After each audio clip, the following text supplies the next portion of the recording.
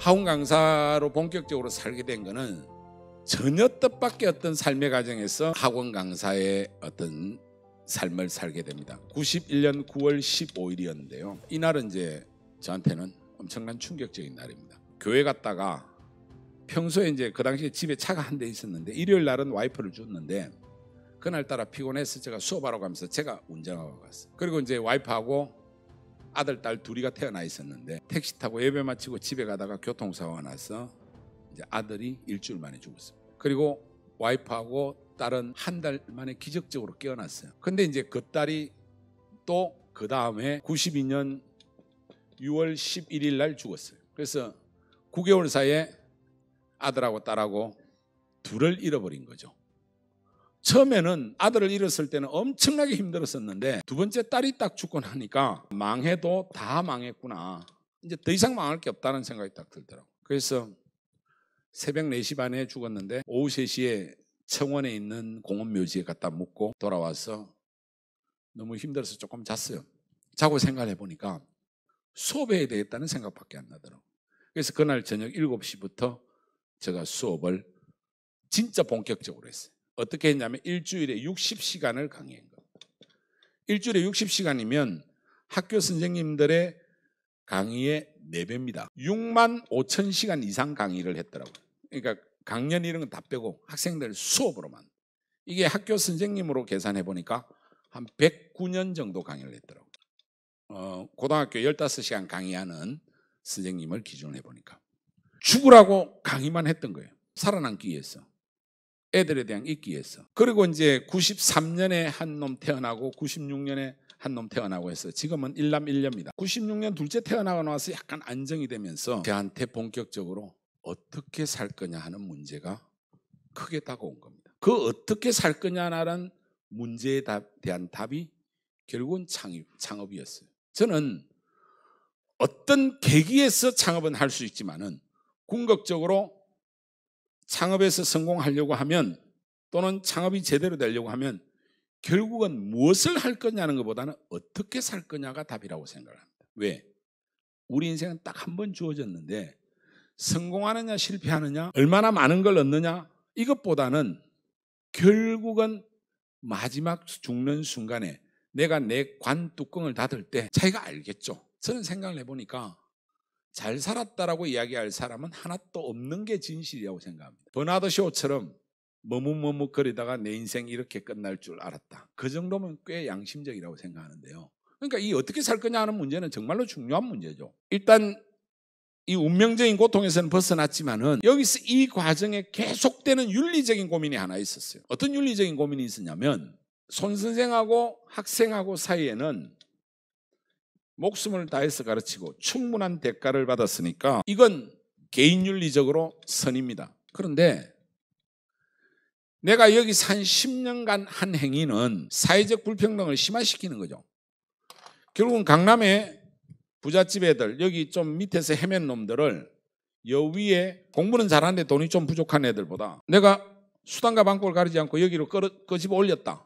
그럼 얘는 밀린 거잖아요. 그럼 이 행위 자체가 악이죠. 사회윤리적으로 악이죠. 우리가 사는 삶에 있어서 윤리적인 문제라는 것은 가장 근본적인 문제인데 개인적으로 선이지만 사회윤리적으로 악이 되는 경우가 종종 있죠. 한국의 사교육이 비판받는 지점이 바로 여기에 있거든요. 그래서 내린 결론이 이런 불평등한에서 희생당하는 애들까지도 강의를 들을 수 있는 대중 강의, 한 2, 3만 원이면 들을 수 있는 대중 강의로 인생을 바꾸자고 생각해요.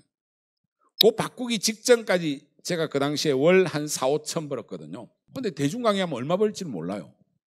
그러나 이 문제 해결해야 되겠다. 그렇게 해가지고 97년 2월 2일 날 제가 대중 강의 또 학원가에 나가니까 아무도 안 받아줘요. 너 들어본 적 없다고 안 써주더라고요. 그래서 할 수 없이 제가 백을 써서 들어갔어요. 아는 사람.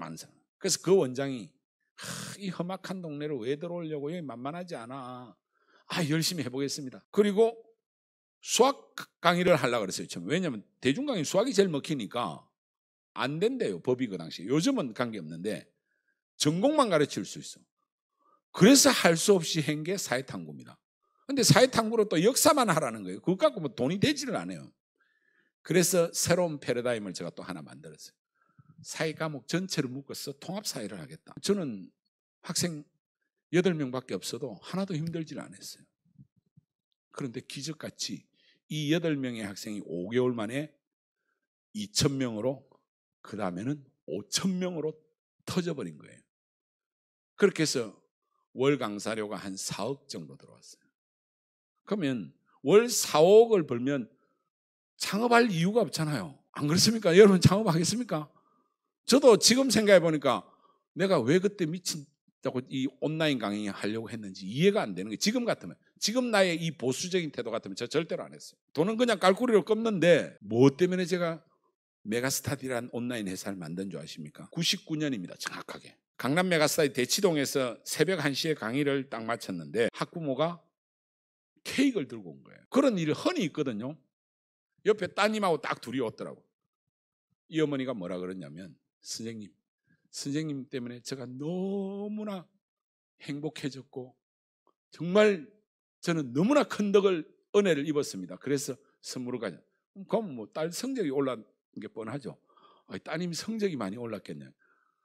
성적이 많이 올란 것도 있지만은 우리 형편에 대치동에 이사 오기 어려웠는데 선생님 강의 꼭 그때 저 강의를 들으려면 하루 이틀씩 줄 서야 됐거든요. 강의도 듣고 모험을 해가지고 은행 대출을 해가지고 엄마 아파트를 샀는데 6개월 만에 3억이 올랐대. 자기는 40만 원 3달짜리 그 당시에 수업료가 40만 원이었거든요. 40만 원 수업료 썼는데 3억을 벌었으니까 이게 다 선생님 때문이에요. 내 때문이 아니죠. 그 당시에 IMF 이후에 회복되는 것도 있고 대치동 사교육 현상으로 한때 아파트 값이 폭등한 적이 있어요. 너무 고맙다고 케이크를 주고 가는데 그날 밤에 제가 뒤통수를 크게 맞았다는 느낌이 들었어요. 내가 또 나쁜 놈이 됐구나. 내 의도와 관계없이 대치동 사교육 현상에 의해서 아파트 값이 올라가는 거는 이 사회에 바람직하지 않은 거잖아요. 그리고 강의 들으려고요. 뭐 부산, 광주, 제주 이런 데서 여름방학 때 와가지고 거기서 하숙하면서 강의 듣는 애들이 꽤 있었어요. 이건 아니다 싶은 거예요. 이런 윤리적인 문제는 해결했지만은 또 내 강의가 사교육의 지역적 불평등을 심화시켰구나. 지역의 불평등을 어떻게 해결할까? 누구나 들을 수 있는 강의가 뭘까? 거기서 내린 결론이 홈쇼핑을 보다가 백화점이 집으로 오구나. 그렇다면 학생이 학원으로 가는 것이 아니라 학원이 학교가 집으로 오는 시대가 충분히 열릴 수 있겠구나. 그래서 2000년에 메가스터디라는 기업을 창업하게 된 겁니다. 결국은 내 삶을 어떻게 살 거냐 하는 고민 때문에 메가스터디를 창업했고, 또 최근에는 저희 기업이 그렇게 옛날같이 그렇게 돈을 잘 벌지 못합니다. 그리고 사교육 현상 자체는 고도 압축 성장기의 부산물입니다. 그래서 사교육은 그렇게 미래가 밝지 않습니다. 아니, 밝은 게 아니라 아주 어둡습니다. 혹시 창업을 사교육 가지고 하시려고 하면 하지 마십시오. 이건 인구구조나 여러 가지 사회 변화를 볼 때 저는 바람직하지 않다고 생각합니다. 그래서 지금은 어떻게 살 거냐 고민을 하면서 이런 고민을 합니다. 내가 가지고 있는 능력이 여기까지인가? 라고 스스로 많이 되물어봅니다. 그걸 한 2, 3년 되물어봤어요. 물어보니까 내가 분명히 강의는 잘해요. 머리에 쏙쏙 잘 들어오죠, 그죠? 근데 그리고 새로운 도전도 잘해요.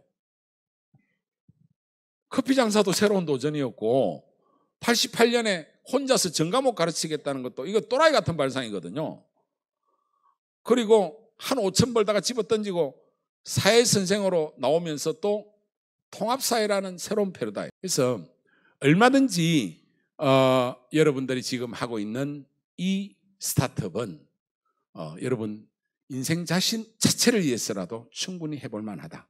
그리고 작은 어떤 도전이 어떤 결과를 가져올지 예측할 수 없다. 그러나 그 중심에 순수하고 착한 마음이 있으면 저는 성공할 거라 생각합니다. 도전하는 스타트업 여러분들 멋지게 자기 삶의 가치를 세우면서 도전해 보시기를 소망합니다. 감사합니다.